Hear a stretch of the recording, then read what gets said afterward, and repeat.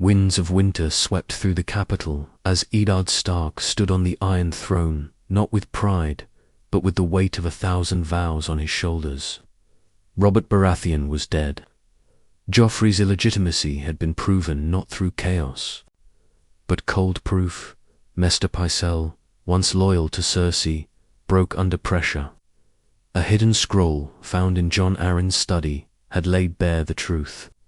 And Ned, Lord of Winterfell, had done what no man dared. He exposed the Queen and her children.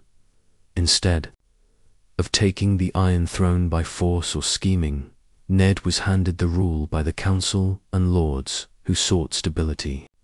Stannis Baratheon had refused to come south, instead retreating to Dragonstone, unwilling to bend his pride. Renly had fled the city, his ambitions stalled by the North's loyalty to Ned.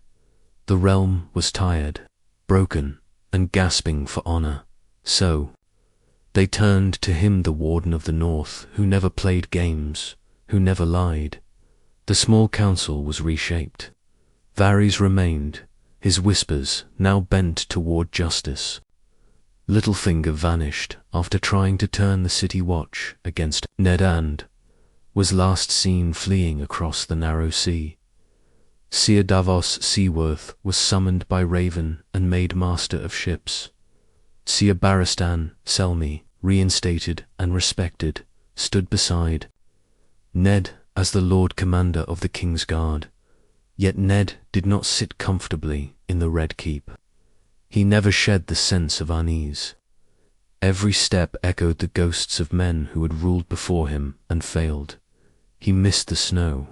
He missed Catelyn, who remained in Riverrun to keep peace among the Tullys and her own grieving soul. He missed Winterfell's silence, its honesty. King's Landing was a nest of whispers and poisoned smiles. Ned ruled with dignity. Thieves lost fingers, not lives. Lords who came with bribes were sent away with scorn. Taxes were lowered, the poor fed in the streets by his command. The people began calling him the Quiet King, though he wore no crown, preferring to call himself protector of the realm. But honor was a double-edged sword. It could not win every war. Cersei Lannister was gone. She had fled to Casterly, rock with her children under the shadow of night before her trial. The Lannisters did not forget their humiliation. Tywin, burning with revenge, refused all ravens. Rumors said he was building an army in silence. Jaime remained in the King's Guard, but carried shame in his eyes, avoiding Ned's judgment. Though the old knight in him seemed to grow under Stark's command. In the north, Robb Stark had taken up lordship, just a boy still, but his letters to Ned carried wisdom beyond his years. "The people are with us, Father," he wrote. "The North believes you've brought honor to the realm." Yet shadows moved across the wall. Jon Snow, a man now, wrote of dead men walking and direwolves howling with fear. But the lords in the south laughed at such tales. Ned did not. One night, Ned climbed the Tower of the Hand alone. In his hand, he held a letter sealed in black wax news from beyond a narrow sea. Viserys Targaryen had died, and his sister Daenerys was leading a Khalasar eastward. She had dragons now, real ones. The Maesters called it impossible. Ned Stark knew better than to dismiss what he could not see. He looked out over the city. Fires burned low in the streets, the scent of smoke and seawater lingering in the air. He wondered if the peace he'd carved with such pain could hold against what was coming, as the wind howled past him. Cold and sharp, he muttered to himself the words that had always guided him. Winter is coming. A month after Ned took the Iron Throne's burden, peace still hung like thin thread over a sword's edge. King's Landing was quiet on the surface, but behind closed doors, lords whispered doubts. Some feared Ned's cold justice, others believed he was too soft to hold power. There were no grand feasts, no lavish rewards, just order, law, and silence. Ned Stark knew that peace without strength was a lie, and strength meant facing old enemies before they became new wars. So he sent ravens, north and south, to Tywin Lannister. He offered terms. Justice for the crimes of Jaime and Cersei could wait if the realm could heal. Send me your loyalty, and your son shall keep his lands. He even added a line about mercy for the children's sake. Tywin never replied. Instead, whispers came that the gold mines of Casterly Rock were working day and night, and Lannister bannermen were gathering. Ned prepared quietly.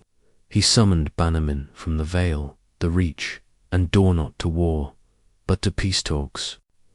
He knew only a show of unity could stop Tywin from pushing the realm back into chaos.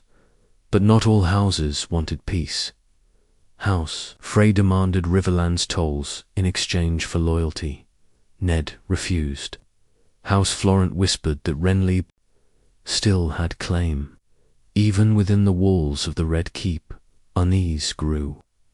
Varys warned him, "My lord, honor makes you predictable, and predictable men do not live long in the Game of Thrones."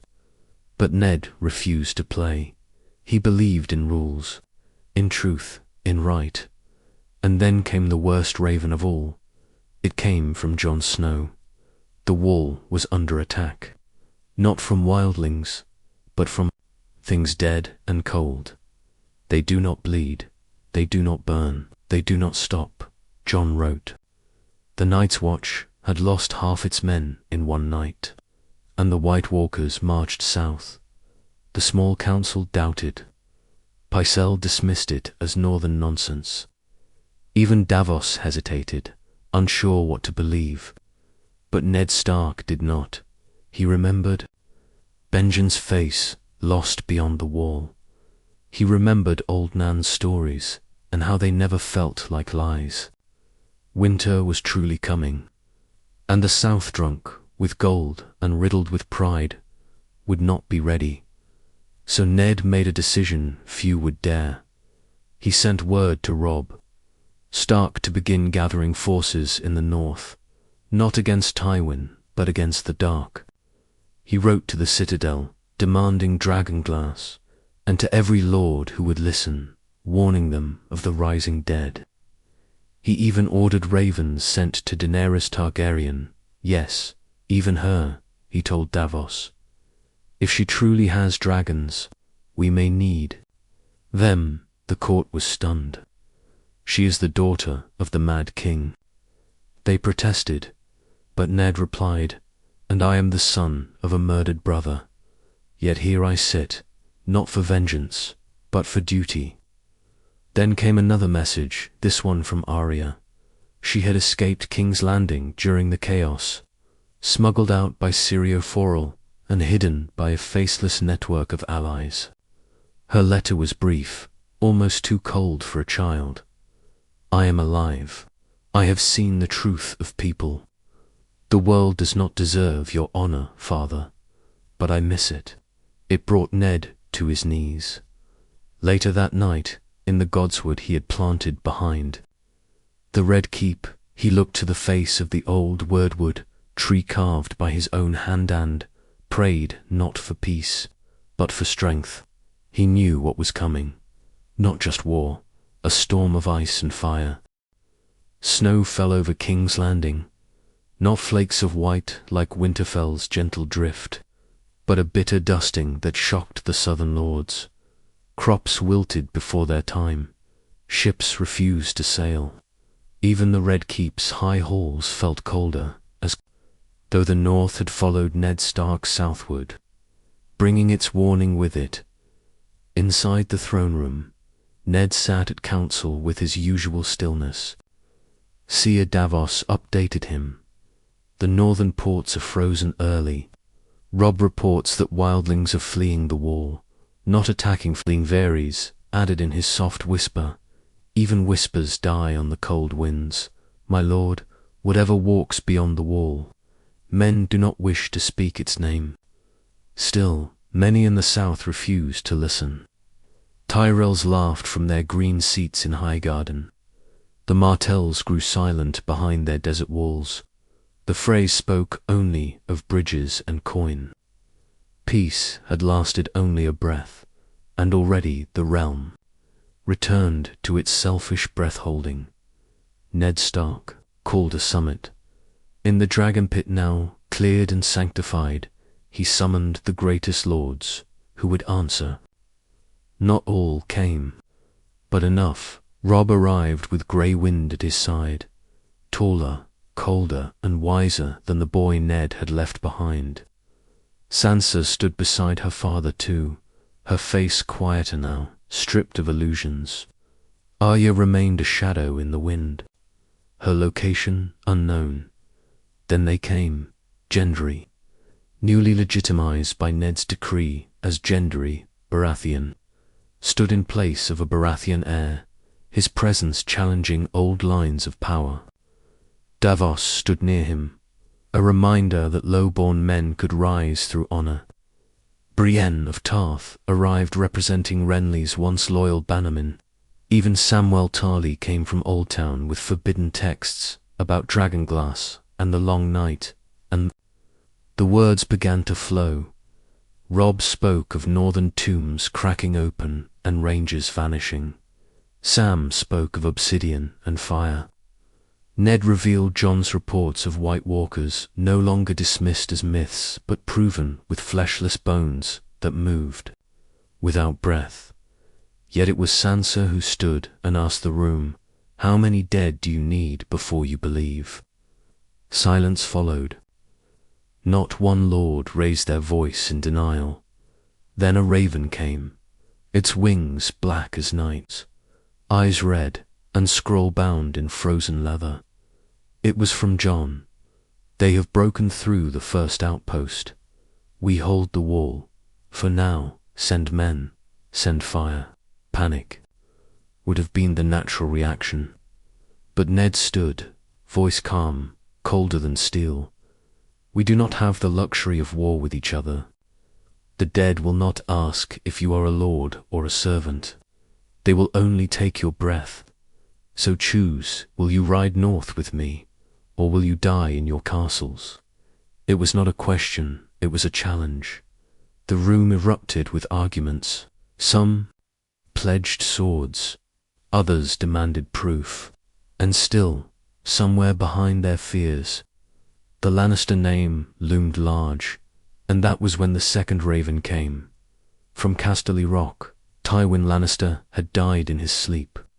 Some whispered it was poison, others said grief for his legacy undid him. Jaime now led the rock, unsure, without Cersei's venom or Tywin's mind, but Ned knew the meaning. The lion's fangs were bloodless now. He would move toward the wall, toward the truth, toward the war that mattered. As night fell on King's Landing, Ned Stark stood alone on the battlements. A cold wind brushed past him. He saw it then not with his eyes, but with the sense only northerners have. A chill that touched the soul. The dead were marching, and they would not stop for kings. The march began under a sky of grey steel. Ned Stark rode north from King's Landing with an army stitched from broken alliances and old grudges. Behind him followed men who once eyed each other across battlefields, knights of the Reach, bannermen from the Vale, even a few cautious allies from Dawn. They rode not for gold or glory, but because the realm's quietest voice had roared louder than any crown. At the head of the army rode Ned, Robb, and Jaime, Lannister. Yes, Jaime. In a twist no bard would believe, Jaime had offered his sword to the defense of the realm. "I killed a king once for threatening to burn the city," he said, looking Ned in the eye. "If you doubt I'd kill again to stop the dead from taking it, try me." Ned's eyes narrowed with old anger. But honor demanded more than revenge. It demanded mercy, so he allowed it. Jon Snow waited at Castle Black. When the army reached the wall, they were greeted not by banners or fanfare, but by silence, broken watchtowers, and the scent of blood. Jon stood at the gate, black cloak torn, his face thinner, his eyes darker. He embraced his father, but not like a son to a lord. It was brother to brother. War had stripped them both of softness. "You came," Jon whispered. "I said I would," Ned replied. Inside, Castle Black was a ruin of frost and smoke. Half the men were wounded. The rest were busy rebuilding defenses with shaking hands. Walked among the watch, now allies by necessity. Tormund Johnsbane offered Ned a nod. "Didn't expect to follow a wolf," he said with a grin. "But winter eats pride faster than fire." Then they told Ned what they had seen. The White Walkers were not a myth. They were ice-made flesh, leading an army of dead men, women, even children, thousands. Some still wore the armor of northern houses. Faces that once smiled in feasts now hung lifeless in a swarm of death. "They remember," Jon said grimly. "They come for the living with purpose. They don't just kill, they collect." Ned did not waste time. He ordered the obsidian weapons distributed. Every smith worked day and night. Samwell Tarly produced ancient texts, revealing the locations of dragon glass in Dragon's. Ravens were sent immediately to Daenerys, and she answered. 3 days later, her dragons lit up the sky above the wall. She came herself, riding dragon, her silver hair whipping in the wind, eyes as fierce as fire. She landed before Ned and Jon. "Without ceremony, you called," she said. "So I came." Her voice carried the weight of exile, of fire and fury. Ned stared at her for a long time. "I do not care for your father's sins," he said. "Only that you burn what cannot be killed." Daenerys gave a single nod. "Then let the dead come." Preparations began. The wall was fortified with dragonglass, the gates sealed tight. Fire pits were dug. Wolves howled through the trees. Even Arya returned silent as shadow, deadlier than ever, standing beside Jon like a blade too long hidden. Together, the Starks were whole again, but not for long, because the dead had already crossed into the north. Villages were found emptied. Rivers ran red, and in the distance, as dawn failed to rise, a sound rolled over the frozen hills. Drums, no dot bones, bones clattering in rhythm. The Great War had begun, and Ned Stark, once a man of peace, drew ice from its sheath. "I swore to protect the realm," he whispered to his children, to himself, "and I will do it with every breath, or not at all." The first clash came in the haunted forests beyond the wall, near the ruins of an old ranger post long buried in snow. Jon led the vanguard wildlings and black brothers shoulder to shoulder, armed with obsidian-tipped spears and blades. Arya moved in the shadows, killing whites before they even reached the front lines. Robb commanded the left flank, grey wind ripping through the dead like a ghost in the storm. Ned stood on the high ridge, directing the battle like a commander from stories of old calm, unshaken, every move precise. Beside him stood Jaime, bloodied but fierce, and Daenerys above them on dragon, raining fire like a god of old Valyria. But fire only slowed them. The White Walkers watched from afar, never entering the fight. Their icy blue eyes pierced the fog, like stars in winter. The undead moved as one, without fear, without pain, without rest. For every one they burned or shattered, more rose from the snow. The living were exhausted by dusk. Still, they held the line. Until the Night King appeared, he stood at the tree line, tall and unmoving, with eyes colder than the north itself. In one hand, he held a spear of ice. With the other, he pointed and the dead surged like a black tide. Jon tried to reach him, charging forward with Longclaw, but whites swarmed between them. Arya disappeared into the chaos, moving like wind between trees. Daenerys dove from the sky on Dragon, unleashing a storm of fire, but this time, the Night King raised his hand, and the fire parted. The dragon shrieked in pain as frost bit its wings. Daenerys pulled up just in time, escaping, but barely. It was the first time the fire had failed. That night, they retreated to the wall. They had won the battle, but barely. Losses were heavy. The wall shook with wounded screams. Many lords, who had come only to appease Ned, now whispered of retreat. Some even fled in the night. But Ned did not stop them. He stood watch through the cold hours, never leaving the ramparts, ice in hand, watching the tree line for shadows. In the morning, Jon stood beside him, face worn. "They'll break through eventually," Jon said. "Unless we go to them." Ned looked at him, slow and silent. "You mean ride into the storm?" "Yes," Jon nodded. "We strike at the Night King himself, kill him, and they all fall. Sam believes it. The dragon glass won't be enough forever." Robb joined them. "Then we go." Stark blood was not made for walls. Daenerys agreed. "If we fall back again, we lose the chance to end this. We strike now. My dragons will fly with you." And so, the plan was made. A strike force, the bravest, deadliest warriors the realm had left. Jon Snow, Arya Stark, Robb Stark, Brienne, Jaime Lannister, and Daenerys on Dragon. They would ride beyond the wall and find the Night King. Ned would stay, command the armies, hold the wall.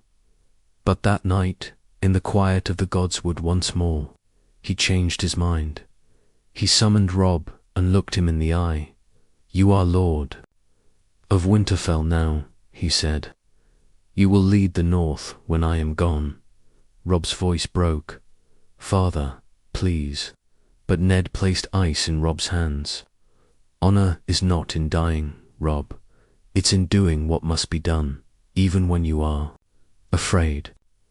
And then he left silently, in the dark before dawn, with Jon and Arya and the others, toward the heart of winter, toward the final war, toward the Night King. The land beyond the wall was death made silent. Trees stood frozen, black fingers reaching for a sky that never truly saw sun. Snow blanketed the world in a suffocating hush, broken only by the crunch of boots and the soft growl of dragons circling overhead. Ned rode with a quiet resolve, each breath forming clouds that vanished before they could warm anything. Arya scouted, ahead like a shadow. Jon led them with instinct sharpened by war. Daenerys flew above, watching. Waiting, they found the Night King at the lake of shattered glass. It was not a trap, it was a challenge. He stood alone in the center, surrounded by thousands of dead. The air around him shimmered with unnatural cold. The dragon, Viserion, stolen and twisted, hovered behind him, its blue eyes burning with hatred, its wings like torn sails of frost. Jon didn't wait. He charged across the lake, Longclaw drawn. Daenerys swooping low, flames cutting a path through the dead. Arya vanished into the wind, waiting for her moment. Jaime and Brienne cut through whites at the edge, steel flashing in the pale light. And Ned walked calmly, step by step, toward the very thing he had tried to warn the realm about for years. The fight was chaos. Jon reached the night. King first steel met ice. Longclaw cracked under the pressure. The Night King fought like a god, cold and cruel. Jon fell once, twice, but kept rising. Then Viserion lunged at Daenerys, nearly throwing her from Drogon's back. The sky turned red with flame and frost. Arya struck from the shadows, blade poised for the kill, but the Night King caught her midair. He was fast, impossibly fast. He lifted her by the throat, ready to end her. That's when Ned arrived. Ice's greatsword, long forgotten, reforged, glowed faintly with dragonglass etched into its steel. He drove it into the Night King's side, the strike breaking centuries of silence. The Night King dropped Arya, letting out a hiss like wind over a frozen grave. He turned to face Ned, and then they fought sword against ice, honor against death. It wasn't speed or strength that gave Ned an edge, it was patience. He blocked, he endured, he waited. And then, when the Night King raised his hand to summon, the dead Ned stepped forward and whispered, "Not today." Arya, already behind him again, leaped over Ned's shoulder. The Valyrian dagger Jon had given her, the same one once used to attempt Bran's murder, sank into the Night King's chest. This time he didn't catch her. He shattered, not with a scream, but with silence. And then the dead fell, everywhere, from the lake, from the forest, from the sky. Corpses collapsed, lifeless again. Viserion screeched and crumbled into shards of frost. The Great War was over. They returned not as kings or conquerors, but as survivors. The realm changed. Daenerys returned to Dragonstone, where she began rebuilding with humility and strength. She no longer craved a throne, she now craved purpose. Robb became Warden of the North, ruling with heart and steel. Arya left again, this time west of Westeros, seeking what lay beyond maps. Jon chose the wall, even when it no longer needed guarding. Some things must always be watched, he said, and Ned. He returned to Winterf. He gave up titles, gave up courts, gave up the game. He walked the halls he had left behind and knelt before the heart tree, his hand resting on the cold stone of his wife's tomb. His children were safe, his people were free, the dead were gone, and for the first time in a lifetime of battles, Ned Stark felt peace. He whispered into the wind one last time. Winter came, and we endured.